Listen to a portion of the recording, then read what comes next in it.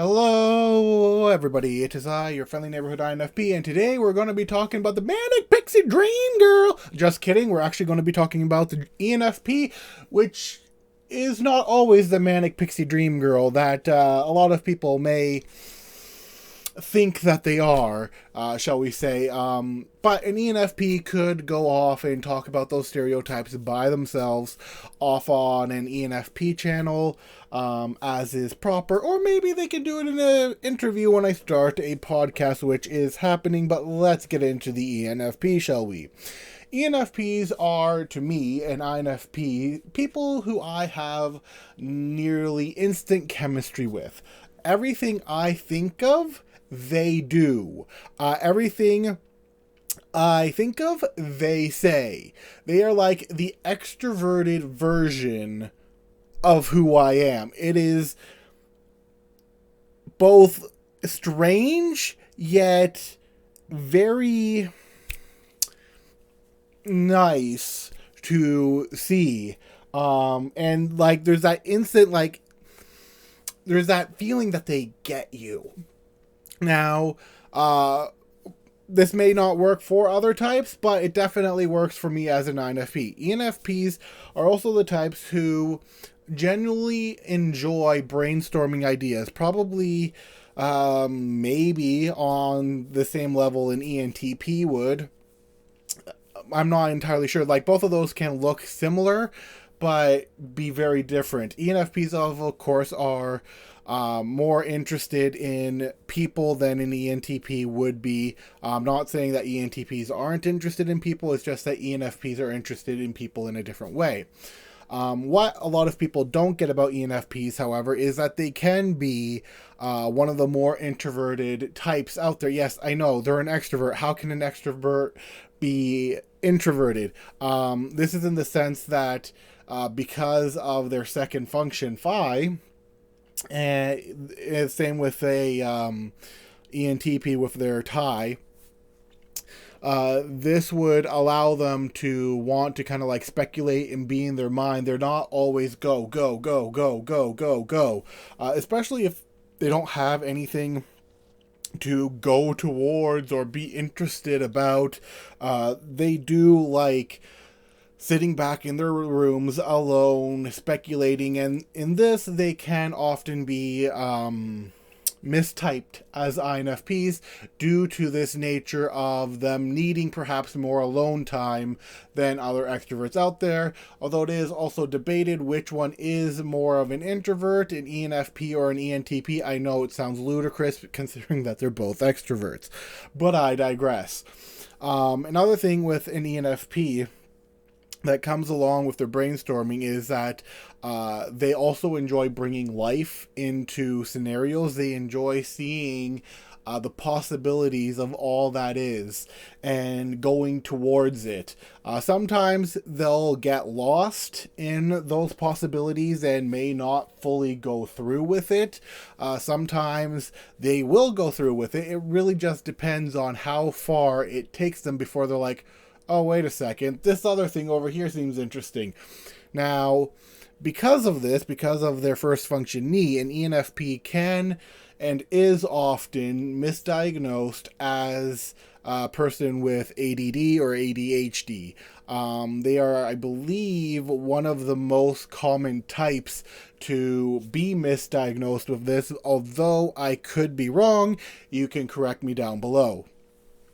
Going further from that is that aside from their general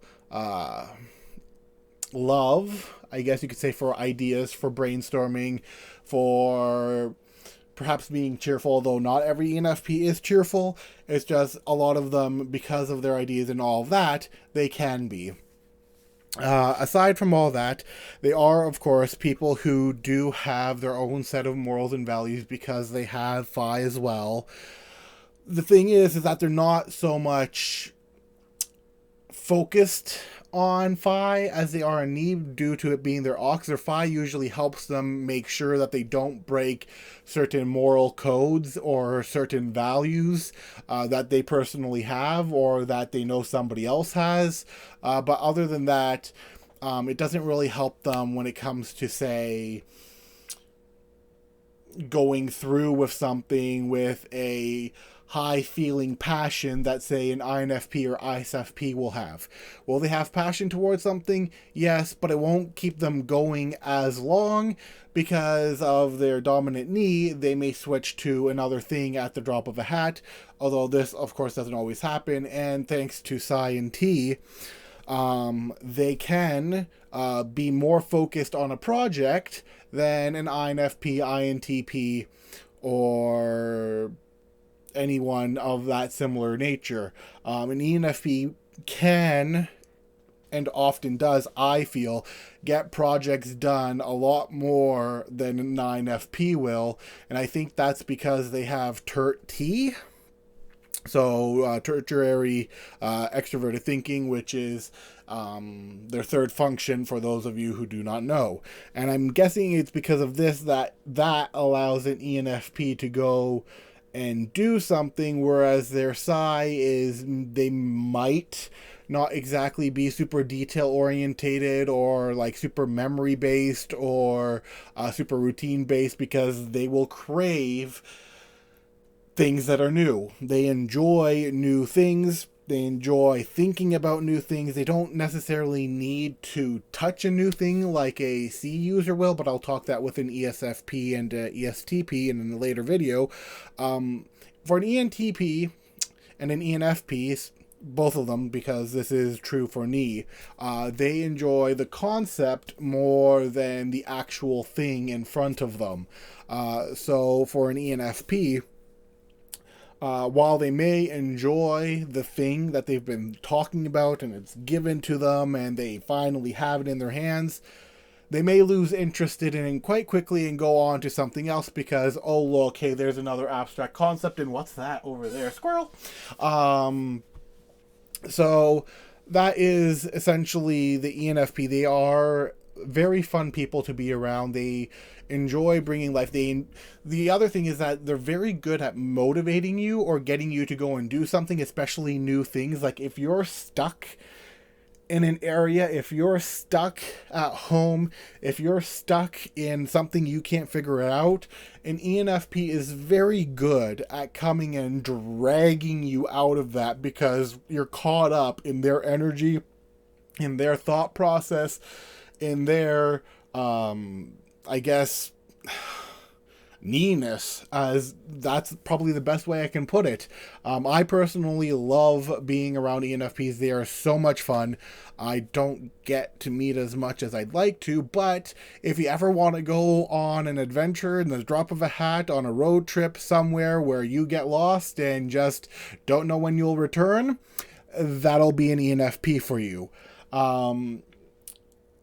And ENFPs, unlike ENTPs, are also conflict avoidant. They don't like dealing with hard things. They don't like dealing with conflict. They can tend to shy away from criticism. Nothing wrong with that so much, but there can be if let to linger for too long, or if, say, they don't get healthy or aren't healthy. The criticisms and conflict and all that can affect ENFPs in a bad way. One of the downsides of an ENFP is that, from what I've read from other ENFPs, do not blame me if you are not one of these exceptions to the rule, but this is what I've read from articles from other ENFPs, is that they tend to have difficulty maintaining relationships because they may want the next best thing or the next new thing, or they or maybe the person they're in the relationship with can't keep up with them or restrain them or bring them down to earth. These are just things I've heard. I don't know how accurate it is, but yeah, that is generally a outline of an ENFP. Super people focused, super fun, big on ideas, big on helping you out, and maybe not like in a physical sense, but in like a motivational idea, making you think of things you didn't in a different way before, making sure they comfort you. Some ENFPs are really good at like being there by your side and comforting you when it comes to issues. But the downside for an ENFP, and other ENFPs have admitted this, is that they can be flaky. So there's that. Anyways, this has been a general overview of an ENFP, and I'll see you guys next time. Bye bye.